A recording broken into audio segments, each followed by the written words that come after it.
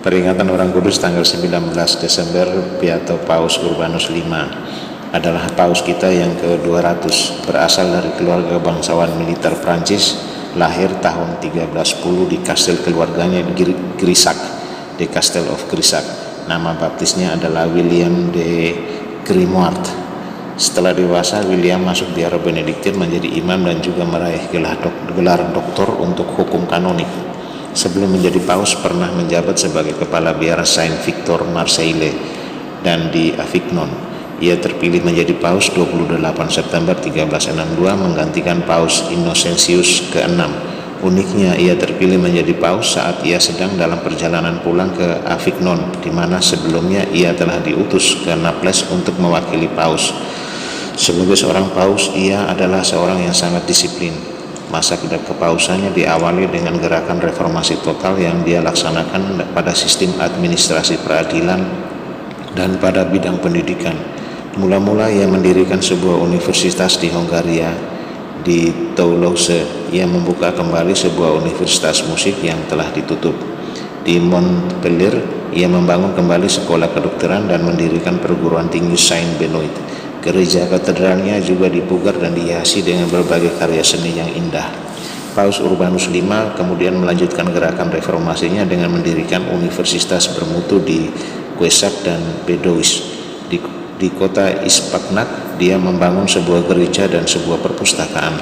Paus yang diberkati ini kemudian memberi bantuan kepada lebih dari 1.000 siswa dari semua kalangan masyarakat dengan memberi makanan dan penginapan gratis. Bahkan selama masa perang, siswa-siswa ini tetap mendapat bantuan dan dapat terus belajar dengan baik.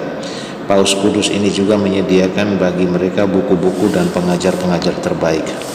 Visi besar Paus Urbanus V adalah upaya untuk mengembalikan kepausan ke Roma, sebab di sanalah seharusnya seorang paus tinggal.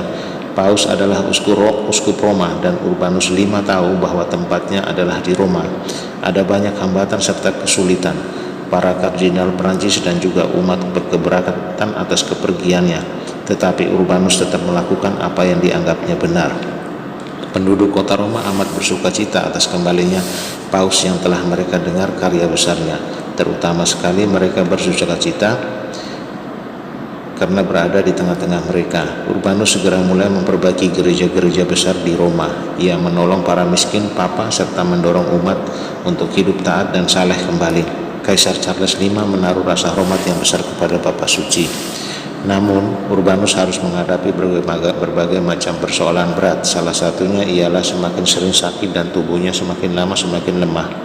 Banyak para kardinal Prancis terus-menerus mendesaknya agar kembali ke Avignon karena adanya ancaman perpecahan dan pemberontakan dalam negara kepausan di Prancis. Pada akhirnya, demi persatuan umat di Prancis, Paus Urbanus menyerah